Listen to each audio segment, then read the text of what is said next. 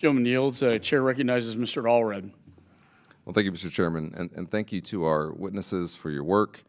Thank you for being here, for your testimony. I think it's been very enlightening. I certainly agree with the chairman's statement that he said when he was following his trip to Ukraine earlier around there being no significant acts of fraud or misuse involving U.S. assistance, and also the oversight that's been done, I think, is important.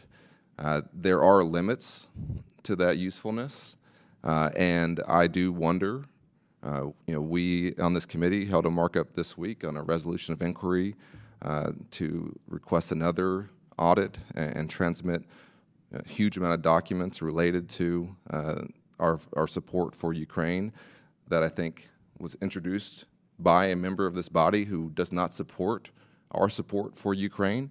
And so it does not go hand in hand that all oversight is productive, because it is also true that the Kremlin is watching closely the discussions that we have here, and any cracks in our support for Ukraine will be used against Ukraine. We want to make sure the dollars are spent wisely, but there are limitations to it, and I find some of the continued focus to try and find something where there is nothing to be disconcerting, and not in the pursuit of oversight, but perhaps in pursuit of something else.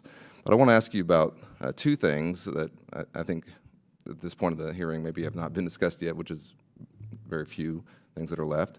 One is partner country oversight, and the other is training audits and how that operates. And so I just wondered, Mr. Storch, if you could discuss how you evaluate partner country oversight mechanisms as to what they're doing. How would you characterize our efforts in comparison to theirs, lessons that learn, maybe lessons they can learn from us?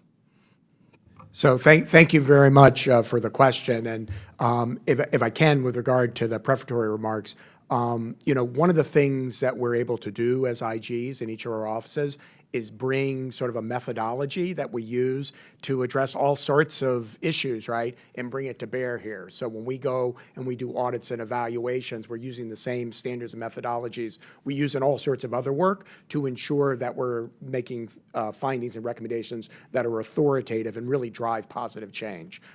So with regard to partner countries, our remit is obviously focused on the Department of Defense, but we understand the Department of Defense isn't operating in a vacuum here, right? There are a lot of countries that are assisting Ukraine. So we're looking at issues where those intersections affect U.S. security assistance.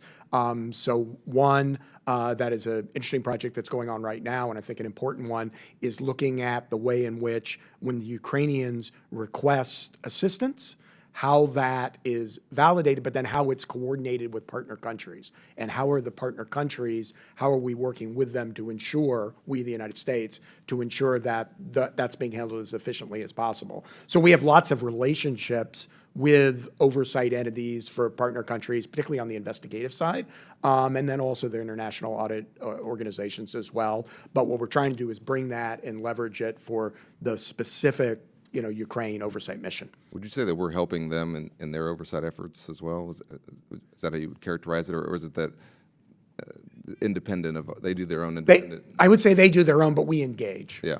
State and USAID, would you agree with that? I would agree with that. I would say in this context, especially with the limitation of being on the ground, the relationships that we have with other donor countries who might not have the same restrictions are really enhancing our work and the lines of communication. So, for example, last fall, my office convened a group of oversight folks from the donor community as well as the UN community. And we sat and said, how many allegations has your Office of Investigations get? How many has yours received, to compare to make sure that we're also getting the same data and we're staying on top of issues and one of us isn't missing something. So that enhanced communication and collaboration, I think, also helps us do our work better, particularly in the Ukraine context. Yeah. USAID, anything to add? Or? I concur, nothing more to add. Yeah, and I guess I'm assuming that our return to presence in Kyiv will help with that as well. Yeah, okay. Well, thank you all so much for your testimony. Thank you for your hard work, and we'll certainly, I'm sure, be talking again. Thank you.